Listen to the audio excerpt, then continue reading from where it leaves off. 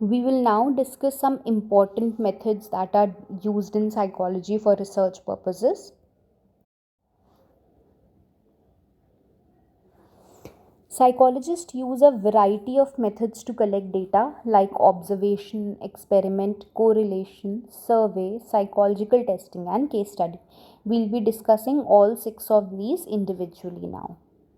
Firstly, we have observation. So, as the word suggests, observation is the action or process of closely observing or monitoring something or someone. A scientific observation obviously वो day to day observation से थोड़ी सी अलग होती है. In some of the respects these are firstly selection. आप हर behaviour को नहीं ऑब्जर्व करते हो साइकोलॉजी में. किसी एक पर्टिकुलर बिहेवियर जो आपके इंटरेस्ट का है, जिस पर आप स्टडी करना चाहते हो, उसको आप सिलेक्ट करते हो एंड सिर्फ उसी बिहेवियर को ऑब्जर्व करते हो. Second is recording. जो भी बिहेवियर आपने सिलेक्ट करा है उसको आप अलग अलग तरह से रिकॉर्ड करोगे. जैसे कि आप टैली यूज़ कर सकते हो. मैथ्स में टैली होता था ना, 1 2 3 4 5. अगर बिहेवियर 5 टाइम्स हुआ सो ऐसे 5 टैली बना लिया. अगर 8 टाइम्स हुआ है सो 1 2 3 4 5 एंड देन 6 7 8.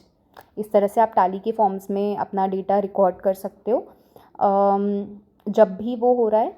या फिर आप नोट्स ले सकते हो हर एक्टिविटी को डिस्क्राइब करते हुए डिटेल्स में with the help of symbols, short hands, photographs या video recordings. Next is analysis of data. Psychologist सारे के सारे डेटा जो उन्होंने रिकॉर्ड करा है उसे एनालाइज करते हैं with a view to derive some meaning out of it. A good observer knows what he और शी इज़ लुकिंग फॉर. किसको ऑब्जर्व करना है, क्या ऑब्जर्व करना है, कब ऑब्जर्व करना है और कहाँ ऑब्जर्व करना है, किस फॉर्म में ऑब्जर्व करना है.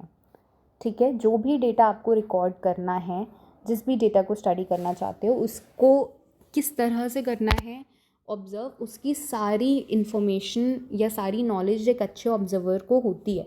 Obviously they are train to observe in such a manner. Also यहाँ पे ये भी इंपॉर्टेंट होता है कि किन मेथड से आप ऑब्जर्व करोगे. Now observation can be of different types. Firstly we have naturalistic versus controlled observation. Here naturalistic observation means जहाँ पर आप सिचुएशन को कंट्रोल करने की या मैनिपुलेट करने की कोशिश नहीं करते हो. मैंने इनिशियली भी बताया था कि कंट्रोल का मतलब होता है बिहेवियर को करवाना या उसको कम या ज़्यादा करना. सो यहाँ पर नेचुरलिस्टिक ऑब्जर्वेशंस वो होती हैं जहाँ बिहेवियर जैसा हो रहा है आप उसको बिल्कुल वैसे होने देते हो और दूर से उसको ऑब्जर्व करते हो. ठीक है, you do not try to manipulate anything. On the other hand controlled is exact opposite of naturalistic observation. यहाँ पर आप कुछ सिचुएशंस को कंट्रोल करने की कोशिश करते हो एंड यूजुअली इसको लैबोरेटरी में करोगे. ठीक है, कंट्रोल इसलिए क्योंकि कभी कभी क्या होता है, कुछ वेरिएबल्स होते हैं जो आपकी ऑब्जर्वेशन में हिंड्रेंस डाल सकते हैं. So to control those things you do this particular kind of observation in a laboratory, not in its natural settings, and you try to control certain variables that might cause hindrance. Another is participant versus non-participant. This is a typo error. It is participant versus non-participant. So participant observation is when the observer becomes a part of the group he or she observes.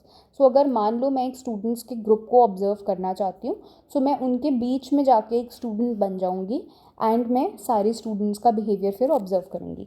So where the observer himself becomes a participant of the group, that is a participant observation.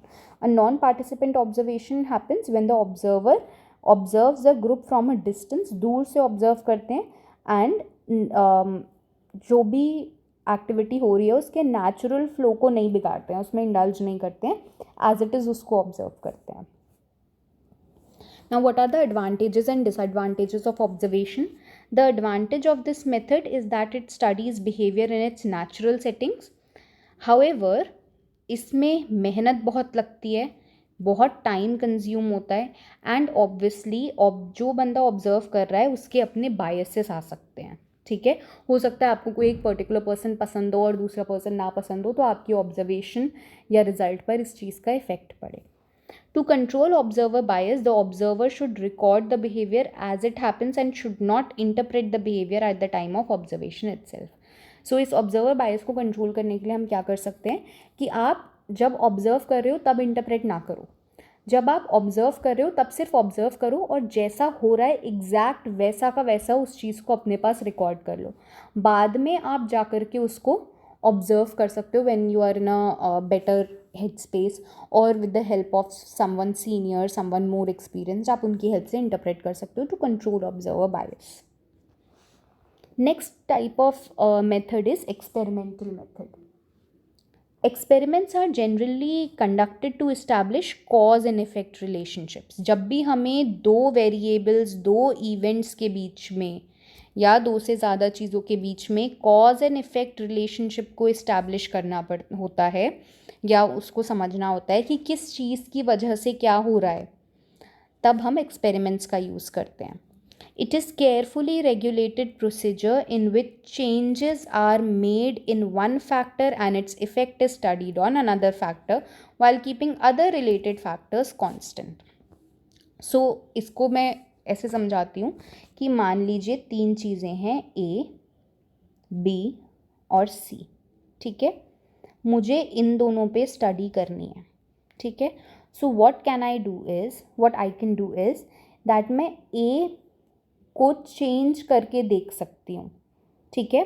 और फिर मैं ये देख सकती हूँ कि जब मैं ए को चेंज कर रही हूँ, उसको इंक्रीज़ या डिक्रीज़ कर रही हूँ, तो क्या बी में कोई चेंजेस आ रहे हैं, ठीक है।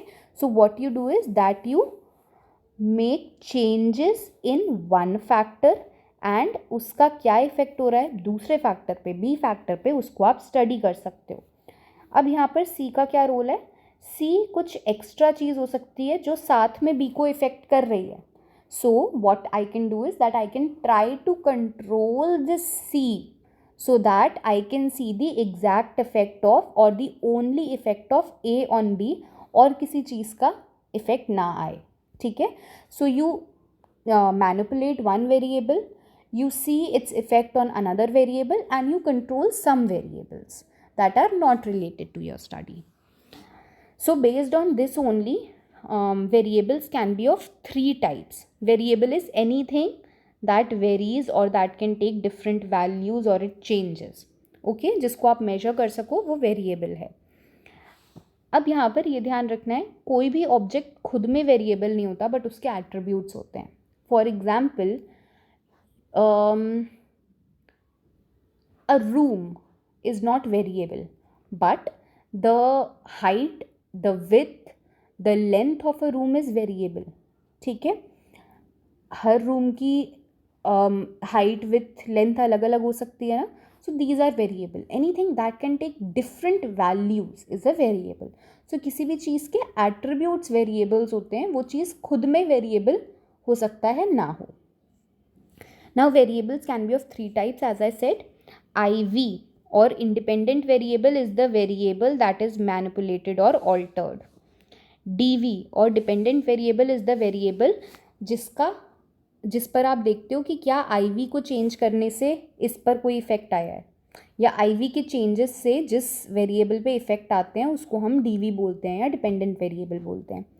Extraneous variables EV are those variables जो हमारे मतलब के नहीं होते हैं एंड इसलिए रिसर्चर उनको कंट्रोल करने की कोशिश करता है सो दैट वो DV को इफ़ेक्ट ना करें।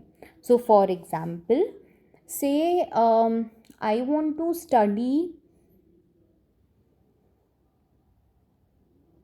the effect of a particular therapy on depression, ठीक है। मैं देखना चाहती हूँ कि एक पर्टिकुलर थेरेपी का डिप्रेशन पे इफ़ेक्ट होता है या नहीं होता है।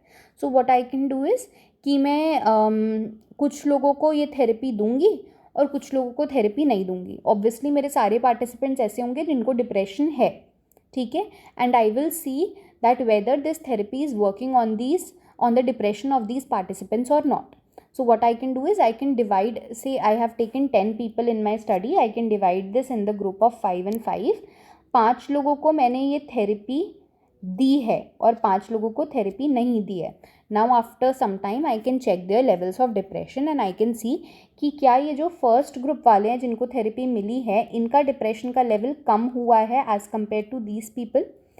ऑब्वियसली यहाँ पे ईवी क्या हो सकता है कि अगर कोई ऑलरेडी डिप्रेशन की मेडिकेशंस ले रहा है, so how I can control is that I can ask my participants not to take any pills, or I can keep in check whether they are taking their medications or not.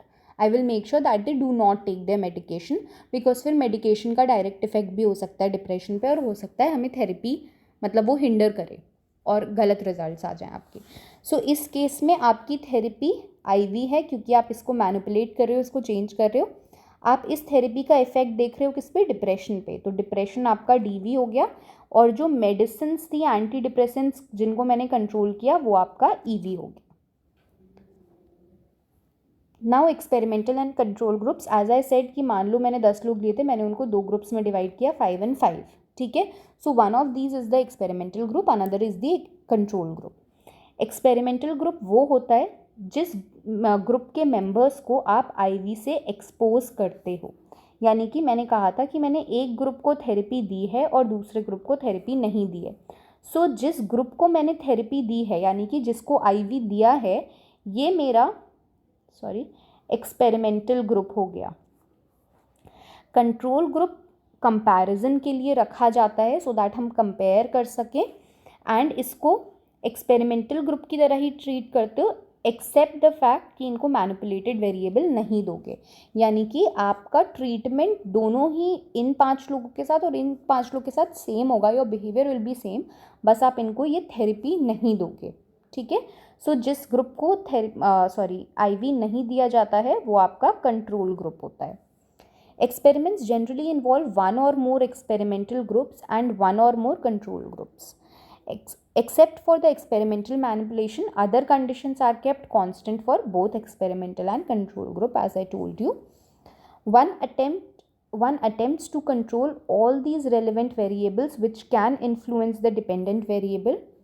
The distribution of participants to experimental and control group is usually done randomly. आप random assignment करोगे, आप अपने मन से नहीं decide करते कि कौन किस ग्रुप में जाएगा,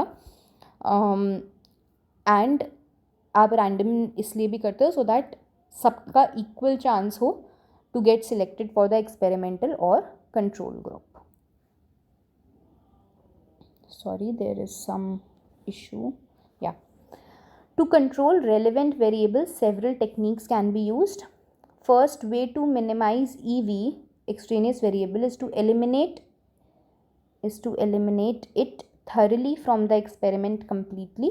जैसे मैंने बोला कि आप मेडिसिन बंद करवा दो, तो आपने पूरा का पूरा एलिमिनेट कर दिया. If elimination is not possible, you can try to keep it constant. अगर मान लीजिए आपके लिए पॉसिबल नहीं है कि आप लोगों की मेडिसिन रुकवाओ, ठीक है, so what you can do is you can make sure कि आपने सारे वही लोग सिलेक्ट करे हैं जो इक्वल जो सेम मेडिसिन इक्वल अमाउंट्स में लेते हैं. ठीक है. So you can try to keep it constant. Another way to do is matching. In this procedure the relevant variables in 2 groups are equated or are held constant by taking matched pairs across conditions of the experiment. For example, it can be made sure that both groups have equal number of people from each religion. अगर आप मान लो religious study कर रहे हो, आप अलग अलग religion के लोग ले रहे हो, तो आप ऐसा कोशिश कर सकते हो कि अगर एक ग्रुप में if say experimental group has 4 Hindus, 2 Christians and 2 Muslims, so you will make sure that in control group also you have 4 Hindus, 2 Christians and 2 Muslims. Alright, so matching is another way to do this. Another technique is counterbalancing technique, and it can be used to minimize sequence effects. Sequence effects क्या होता है कि अगर मैंने कोई चीज़ आज करी है फिर मैं उसको और 2 दिन बाद कर रही हूँ तो प्रैक्टिस हो जाती है, या टाइम का भी इफेक्ट पड़ सकता है. ठीक है. सो ऐसे सीक्वेंस इफेक्ट्स को कंट्रोल करने के लिए आप काउंटर बैलेंसिंग टेक्निक्स कर सकते हो. So rather than giving the 2 task in the same sequence, the experimenter may interchange the order of the task. Thus, half of the group may receive the task in order of A and B, while the other half in order of B and A. Another technique is random assignment. Random is आप simply randomly assign करो so that कोई भी systematic potential difference ना आए group में. किसी भी अच्छे डिज़ाइंड एक्सपेरिमेंट की स्ट्रेंथ होती है that it can provide relatively speaking a convincing evidence of cause and effect relationship between two or more variables. However, experiments conducted in a controlled lab setting may not exist replicably in real life. Hence, they may not generalize well or have low external validity. Another issue is that it is not practically possible to study every problem experimentally. Also, it is not possible to know and control all the variables. अब यहाँ पर experimental method में हमारे पास field and quasi experiments भी आते हैं. सी laboratory जिन experiments को आप लैब में करते हो उनकी जनरलाइजेबिलिटी ज़्यादा नहीं होती बिकॉज लैब में सेटिंग्स कंट्रोल होती हैं, रियल लाइफ में उतनी नहीं होती हैं. सो अगर आप उनको रियल लाइफ पे कर भी रहे हो तो भी वो उतना ज़्यादा जनरलाइज नहीं हो अगर आप उनको रियल लाइफ में जनरलाइज करने की कोशिश कर भी रहे हो तो भी वो जनरलाइजेशन गलत होगा बिकॉज रियल लाइफ में चीज़ें वैसी उतनी आइडियल नहीं होती जैसे आप लैब में रख लेते हो. ठीक है. सो क्योंकि लैबोरेटरी एक्सपेरिमेंट्स की जनरलाइजेबिलिटी कम होती है इसलिए हम ऐसे केसेस में फील्ड एक्सपेरिमेंट्स कर सकते हैं. In such type of experiments, the control over relevant variables or you can say the control over EV, extraneous variables, कम होता है as compared to lab experiments, लेकिन इनकी external validity और you can say generalizability ज़्यादा होती है. Field experiments लेकिन थोड़े time consuming होते हैं और expensive होते हैं. अच्छा, कभी कभी क्या होता है कि हमारे लिए पॉसिबल नहीं होता कि हम अपने IV को मैनिपुलेट कर पाएँ. फॉर एग्ज़ाम्पल, अगर आपको अर्थक्वेक का इफ़ेक्ट पड़ना है ऑन चिल्ड्रन जो हु लॉस देयर पेरेंट्स, तो आप ऑब्वियसली एक्चुअल में अर्थक्वेक नहीं ला सकते या जिनके पेरेंट्स हैं उनकी डेथ नहीं करवा सकते, राइट. सो इसको आर्टिफिशियली ऐसी चीज़ को क्रिएट करना इज़ नॉट पॉसिबल. ठीक है. सो ऐसे केसेस में हम क्वासी एक्सपेरिमेंट्स करते हैं. क्वासी एक लैटिन वर्ड है जिसका मतलब होता है एज इफ़. सो आप एज इफ़ करके ये स्टडीज़ करते हो. तो ऐसे में आप क्या करोगे कि आप इंडिपेंडेंट वेरिएबल को सिलेक्ट करते हो रादर देन उसको मैनिपुलेट करो. यानी कि आप 2 ग्रुप्स ले सकते हो. एक ग्रुप में आपने 5 लोग ऐसे ले लिए जो who loss their parents after the earthquake, और 5 लोग ऐसे ले सकते हो who did not loss their parents after earthquake. ठीक है. सो इन दैट केस आपके ग्रुप्स अलग अलग हो गए. सो आपने अपने IV को सिलेक्ट कर लिया, उसे मैनिपुलेट नहीं किया. Next method is correlational method. In psychological research we often wish to determine the relationship between 2 variables for prediction purposes. See, correlation experimental में थोड़ा सा फ़र्क होता है. एक्सपेरिमेंट में आप एक्चुअली चीज़ को इंक्रीज़ या डिक्रीज़ करते हो, IV को इंक्रीज़ या डिक्रीज़ करते हो. कोरिलेशन में हम वेरिएबल्स को इंक्रीज़ या डिक्रीज़ नहीं करते हैं, रादर हम डायरेक्टली डेटा कलेक्ट करते हैं और हम ये देखते हैं कि इन जनरल अगर कोई एक पर्टिकुलर वेरिएबल बढ़ रहा है या कम हो रहा है तो क्या दूसरे वाला वेरिएबल में भी कोई इंक्रीज़ या डिक्रीज़ है या नहीं है. सो फॉर एग्ज़ाम्पल, अगर मैंने 10 लोगों का डेटा यहाँ मैंने 10 लोगों में एक A वेरिएबल ले लिया और फिर उन्हीं 10 लोगों में B वेरिएबल भी लिया. ठीक है. इन 10 लोगों के मेरे पास 10 स्कोर्स आ गए, A वेरिएबल के और B वेरिएबल के. तो आई कैन सी कि जब A में डिक्रीज़ है तब क्या B में भी इंक्रीज़ या डिक्रीज़ हो रहा है, और जब A इंक्रीज़ हो रहा है तब क्या B में भी कोई इंक्रीज़ या डिक्रीज़ हो रहा है. ठीक है. So this is how you establish relationship between 2 variables but not finding the cause and effect. Here we find the relationship between 2 variables to determine whether they are associated or covariate or not. ऐसी studies को हम correlational studies बोलते हैं. किसी भी correlational relationship का strength और direction represent होता है एक नंबर से. ठीक है. जिसको हम बोलते हैं कोरिलेशनल कोएफिशिएंट. ये जो नंबर है ये रेंज कर सकता है +1 से -1 तक, ठीक है. So basically it is a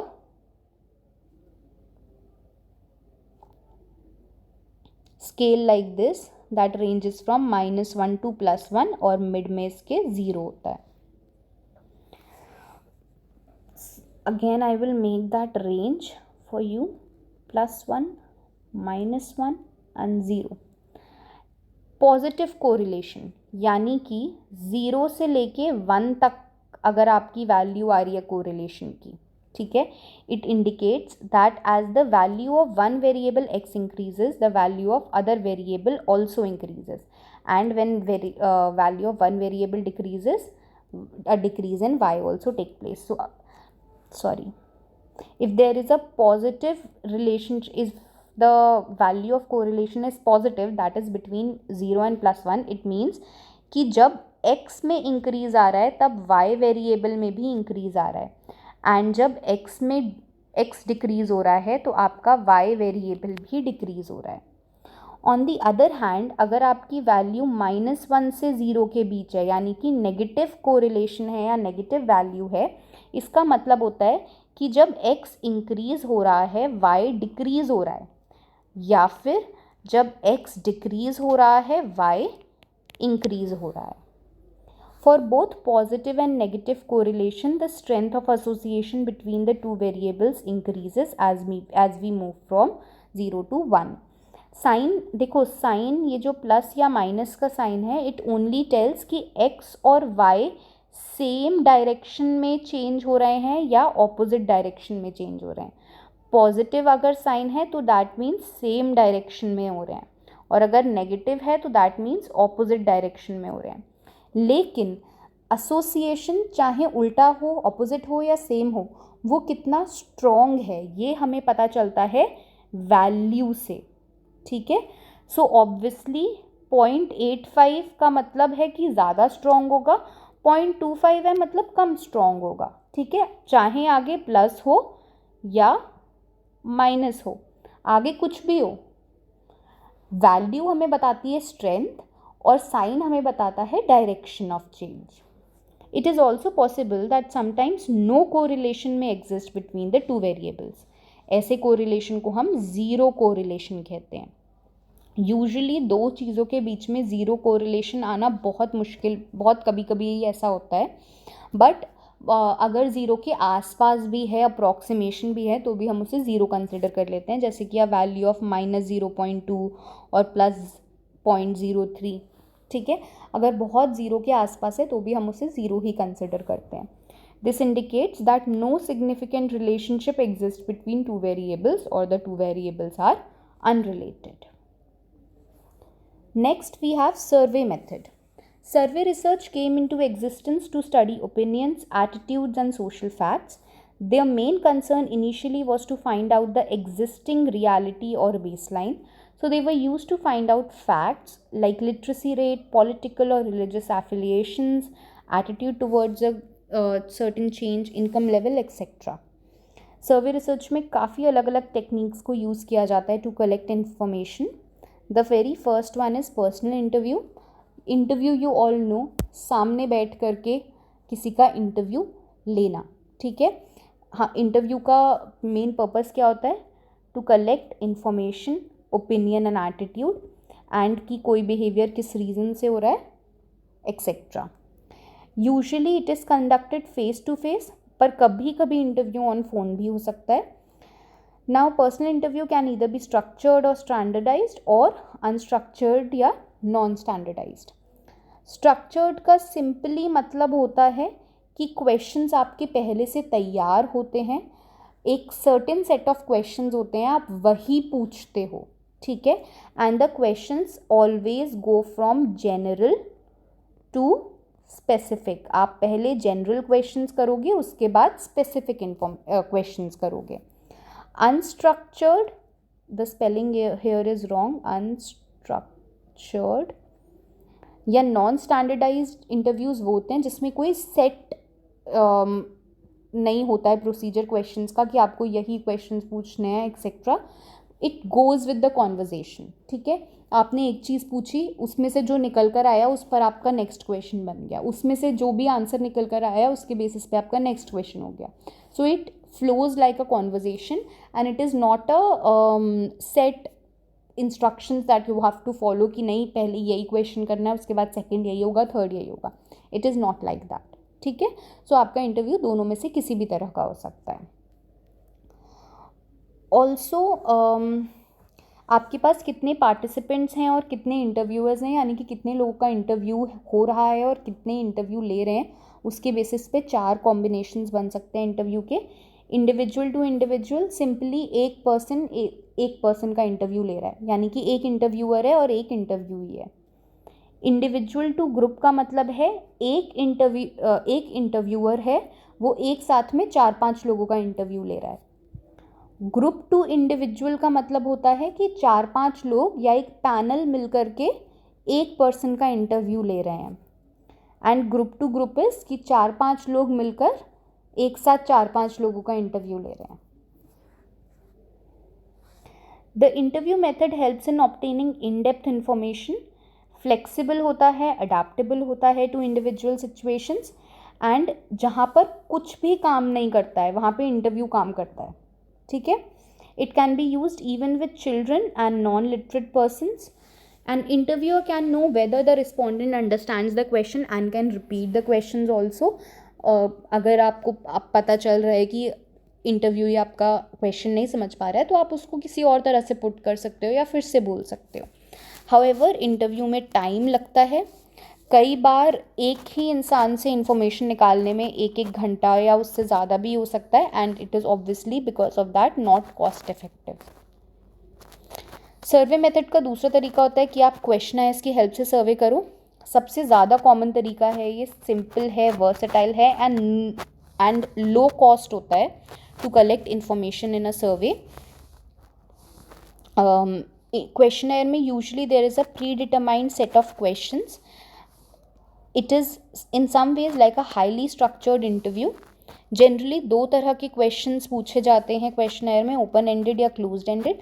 closed ended का मतलब है कि क्वेश्चन के लिए 4 रिस्पॉन्सेज या 2 रिस्पॉन्सेज दिए हुए हैं, आपको उन्हीं में से चूज़ करना है। एंड ओपन एंडेड का मतलब है कि एक क्वेश्चन लिखा है, अब आपको ब्लैंक स्पेस दिया हुआ है, आप उसमें कुछ भी लिख सकते हो, ठीक है। सो ओपन एंडेड में you are open to give your responses, close end में जो गिवन सेट ऑफ रिस्पॉन्सेज हैं उन्हीं में से चूज़ करना होता है।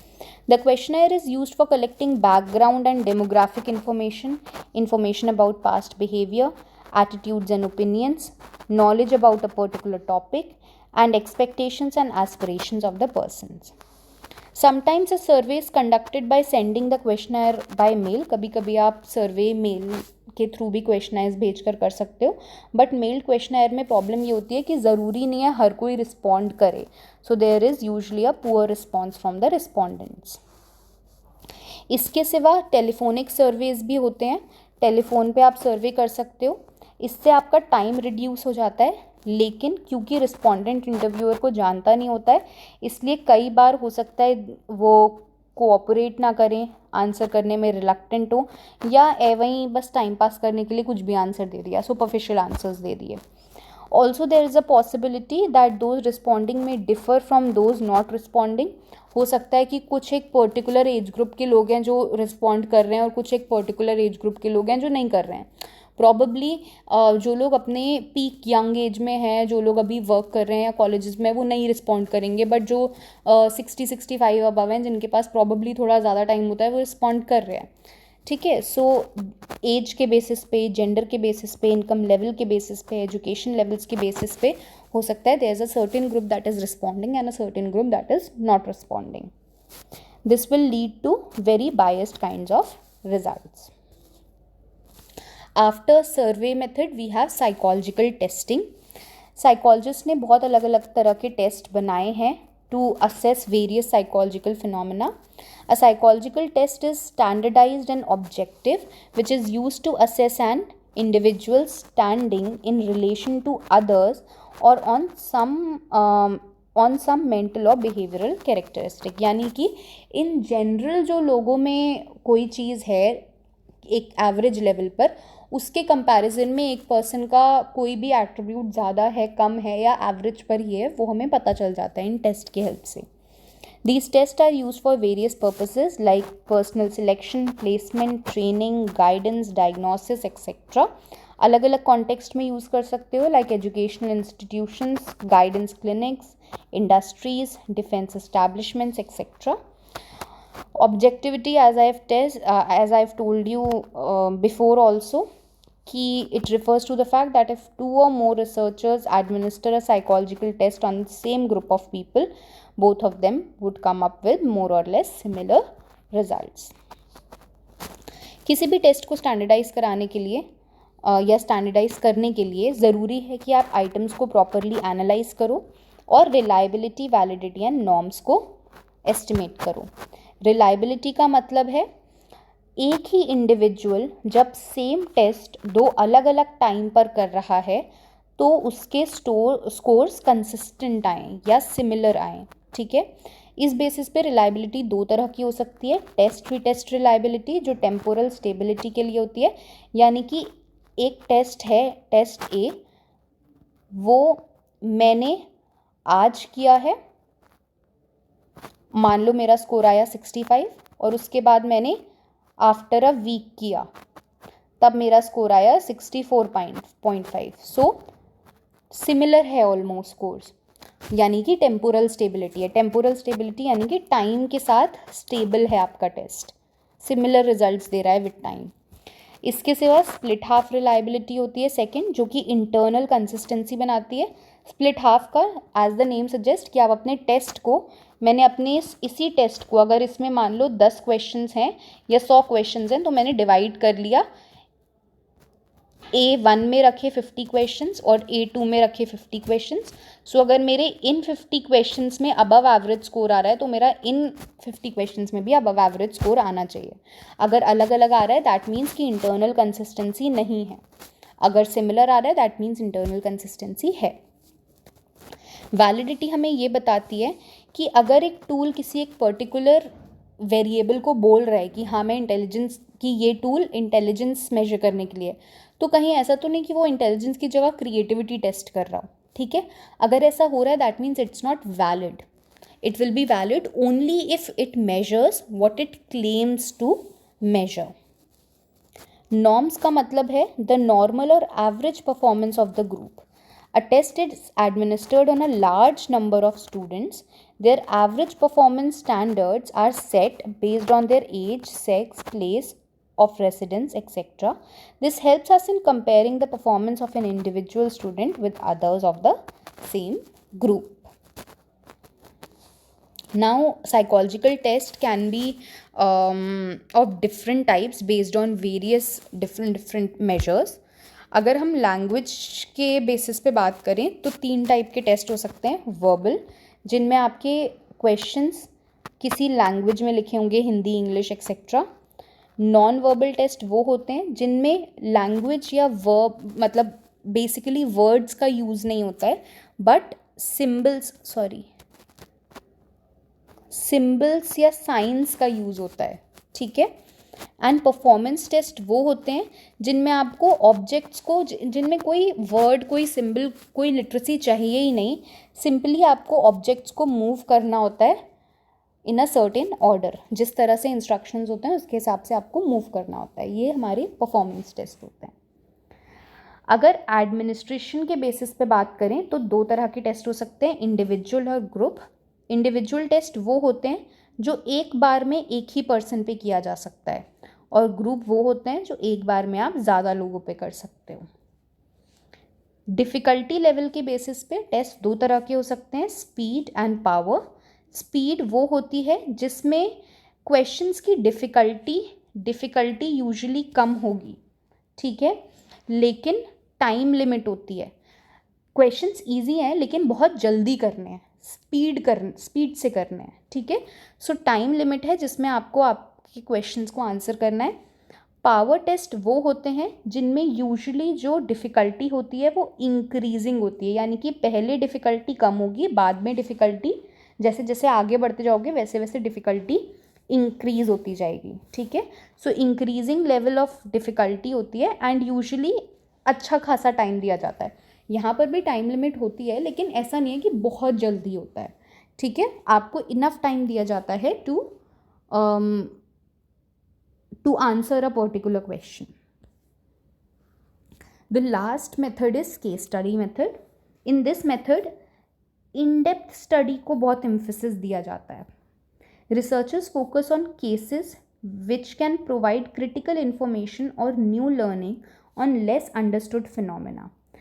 ऐसी चीज़ें जो बहुत कम हो रही हैं, ठीक है, उनको स्टडी करने के लिए हम केस स्टडीज़ का यूज़ करते हैं. यहाँ पर हम एक बार में बहुत सारे लोगों का डेटा नहीं कलेक्ट करते, बट क्योंकि वो चीज़ कम ही हो रही है, तो जिसमें हो रही है उसी चीज़ को हम यूनिक मानकर, क्रिटिकल मान करके उसी केस को स्टडी करते हैं. फॉर एग्ज़ाम्पल, मान लो कि कोई एक ट्रोमैटिक एक्सपीरियंस का केस है. अब वैसा केस बहुत कम होता है या बहुत कम लोग होते हैं who come forward with such kind of issues. तो आप सिर्फ एक उसी केस को स्टडी करते हो, बट इन डेप्थ में करते हो, ठीक है. The cases that we select for study are unique and therefore they are rich in information. A case study employs multiple methods for collecting information. आप interview भी लेते हो, observe भी करते हो, psychological test भी use करते हो from the variety of respondents who in some way or other might be associated with the case and can provide useful information. Case studies provide detailed, in-depth depictions of people's life. However, इनको generalize करने के लिए आपको बहुत ही cautious रहना होता है, because एक ही केस के बेसिस पे अगर आप generalize कर रहे हो तो validity के issues आते हैं, ठीक है. It is recommended that the information should be collected using multiple strategies and अलग अलग sources से आप collect करो और बहुत सारे लोग मिलकर करें, सो दैट वैलिडिटी आप इंक्रीज कर सको. With this we are done with the methods of psychological inquiry.